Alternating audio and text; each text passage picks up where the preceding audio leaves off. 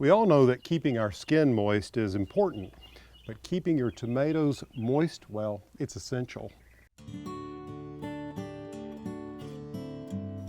Keeping the soil consistently moist around tomatoes can make a big difference in your harvest. One of the reasons I like to do it is because with certain varieties, they have a tendency to get a little blossom end rot. Some of the heirloom varieties that have such great flavor, like this Black Krim, which is a Russian heirloom tomato, it can be a little fussy on the disease side.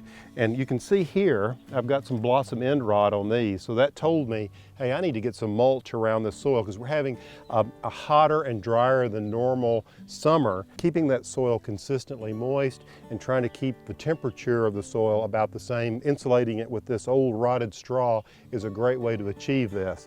Now, another reason you can get blossom end rot has to do with the soil chemistry.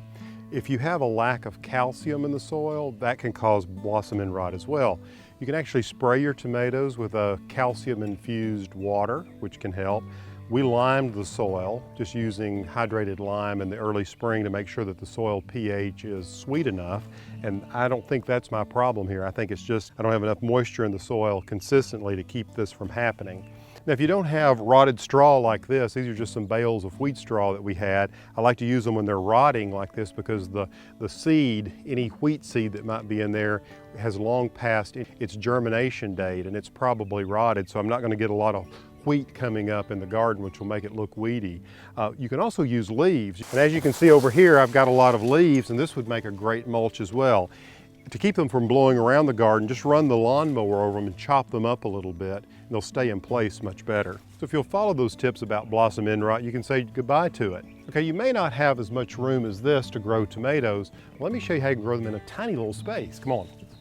All you need is some full sun and a little bit of space, and you can grow some tomatoes and all kinds of things if you use a grow box like this. And the way the soil is kept consistently moist is this entire bottom is full of water. So you get this wicking up of the water through the soil, feeding the plants. This is a Roma tomato, and you can see that it's just loaded with fruit. Look at it over here. So even in this tiny space, I mean, this box is less than a foot wide and not even 3 feet long. So in less than 3 square feet, you can look at the basil, tomatoes. You can grow a lot more than you think if you can keep that soil consistently moist, and this device helps you do that. If you're enjoying these segments on how to grow some of your own food, check in with us regularly. Make sure you subscribe to ehowhome. Ooh, look at you, Roma tomatoes. You are out of control. Look at that.